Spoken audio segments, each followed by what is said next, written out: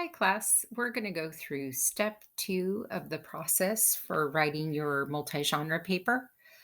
So today I'm going to show you how to make your first blender. So your blenders are actually sort of like the sections of your paper. And so you have to take your topic. My topic is community, and you have to figure out what are going to be the subtopics that you're going to focus on for that topic of community. So each of your blenders could be a subtopic. Now, some people like to be a little more creative with this. And they don't want it just to be a subtopic, but maybe they want it to be a metaphor or an image or something like that. So I'm going to start off by just planning out my first blender. Um, and actually the subtopics for my second blender and my third blender, because I want to know where I'm going with this paper. So there's a nice progression.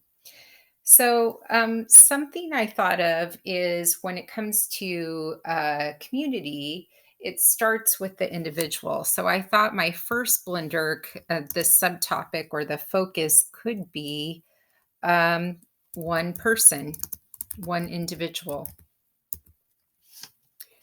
And my second blender could be a small community.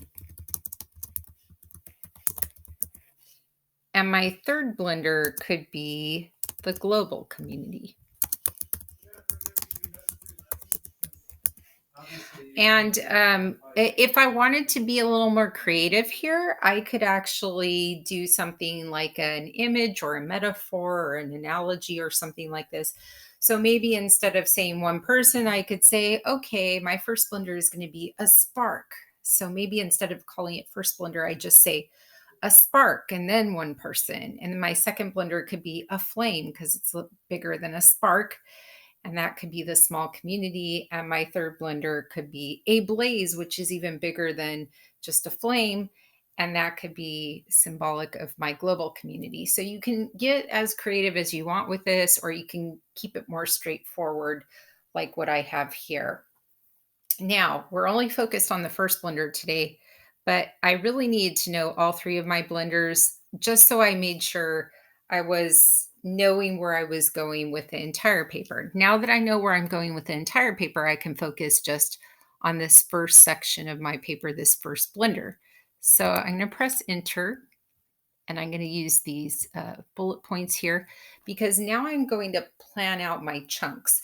So the chunks that go in your blender are going to be pieces of writing. So we call our pieces of writing chunks. So our chunks of writing. You need to have at least two chunks of writing in each of your blenders. So I need to have at least two bullet points that are going to tell me, well, what am I going to select for my writings, for my genres of writing and my pieces of writing?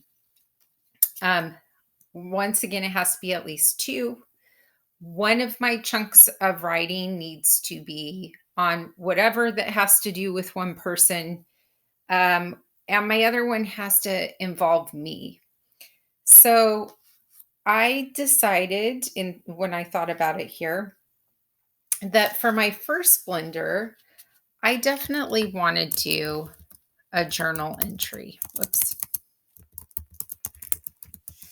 And by the way, if you're like, I'm not even sure what to pick for genres, if you go into our Schoology page and you click on the purple writing folder, and then you scroll all the way down to the purple topic of choice multi-genre folder, in that folder, there is this brief list of genres. If you click on it, and then you click in the top right-hand corner here, it will actually have a brief list of genres. This is, not telling us all the genres out there, but it does give you something to sort of build your paper with. So going back to my first blender here, I want to do a journal entry. And when I thought about it, I thought, okay, this one's a really good one for me. And I think if you really write about things that actually happen to you, that makes it more powerful. So I think something that I remembered is like when I was in elementary school, I actually did a whole paper on harp seal pups.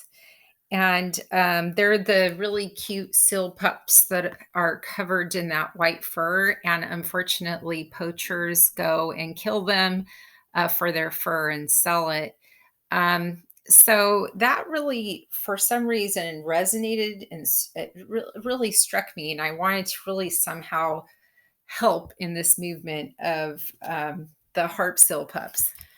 And even though I don't just help harp seal pups now, I'm really an advocate for animals now. And so that kind of sparked an interest in helping animals, donating to causes um, that help animals, saving animals, that sort of thing.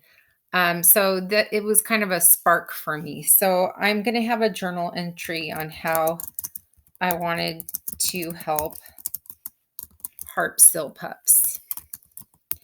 So I'm going to have to go back to my elementary school self and kind of think like an elementary school here. So remember, this is a creative project and you're going to be using different voices, right? So there's it could be a different age for yourself. You could like even fast forward into your future self and change your voice that way. It can be another person's voice, doesn't have to be your own. But remember, one of my chunks in my blender does have to be somehow involving me.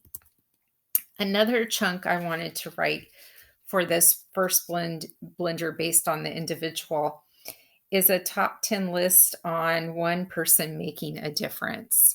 So top 10 list on one person making a difference. I definitely want to put Martin Luther King Jr. on there. One of my sources is Letter from Birmingham Jail by Martin Luther King Jr. So I want to put him on there and something that he did or brought up in that letter for that top 10 list. But then I have to figure out other people, individuals that I want to put on this list too. Now, you need at least 2 chunks. This might be enough for my first blender, but I can have more than 2 chunks if I want. And I actually want to. I'm going to do a dictionary definition of an individual.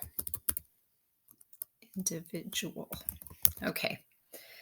So what's the definition of the word individual? Okay, is what I'm trying to say here. What is the definition of the word individual? Now, remember, all of your writing needs to be original. So I can't just go online and find a dictionary definition. I have to come up with this definition on my own. So you don't want to go on the internet to look at what individual means, because what might happen is your brain is going to like remember that definition. You might end up copying that.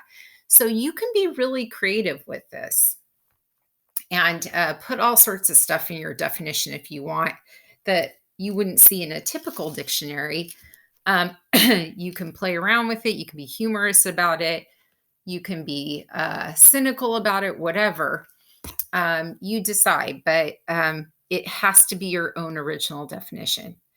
Okay, so this is my plan for my first blender.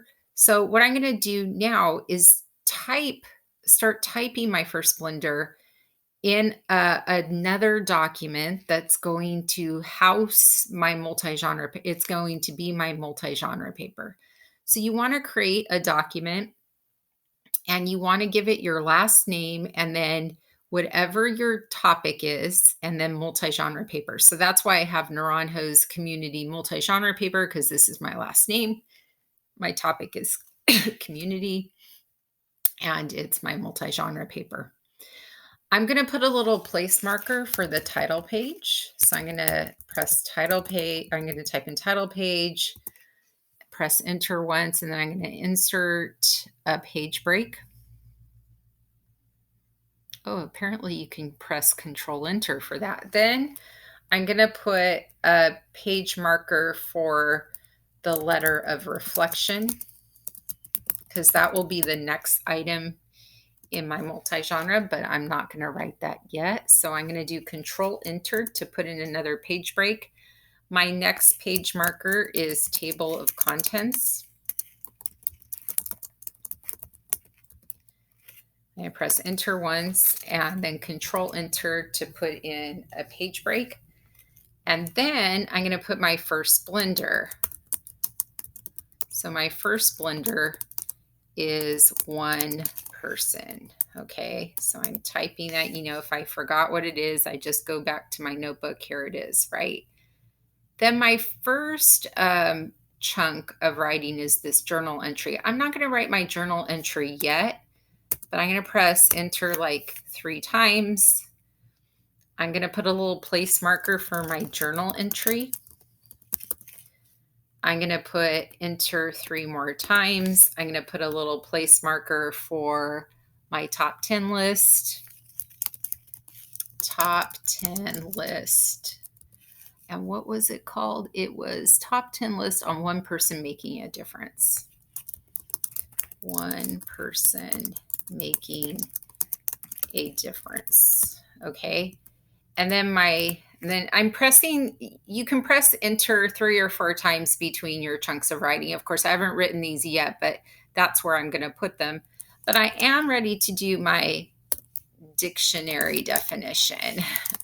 So, so if you are going to do a dictionary definition, just know it's not going to take up that much space. So unless you write a really long dictionary definition. And then, so something you might want to do is go to dictionary.com. Okay. And type in a word. Oh, here's one. We can just click on this, right? Since it's the word of the day. Oh, okay. Well, that's not what I wanted. Okay, let me try a different word. Let's just try language. Okay. If I type in the word language, this is how it's all set up. It has like it has like the little breakdown of phonetically how it sounds. I'm going to skip that, but I am going to put what part of speech this is. Whoops, wrong document. So the part of speech is noun. Okay. And then I'm going to put the definition. A person who has his, her, their own thoughts and feelings, own identity. So I'm making this up myself. I'm not getting it from anywhere. It's just kind of what I think of an individual. So their own thoughts and feelings, their own identity, their own opinions, their own worth, their own place in the world,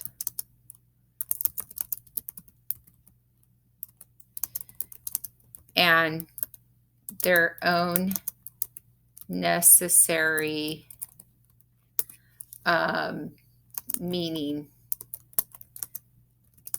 to the world, or it's to the world. I don't know. I might kind of edit that a little bit later. I don't know if I quite like the wording, but this is my rough draft, so I don't have to worry about making it perfect yet. But that's my dictionary definition. And if I want to go back and like make this bigger, a little, just a tad bigger, not too much, and make it bold, then that kind of makes that stand out a little bit more. But notice that this over here is just a normal font size. Um, and I'm okay with Arial if you keep it at 11. If you do Times New Roman, do 12 points font size. All right, you guys, that's it for today. If you have any questions, once again, please email me or feel free to ask in class. Bye.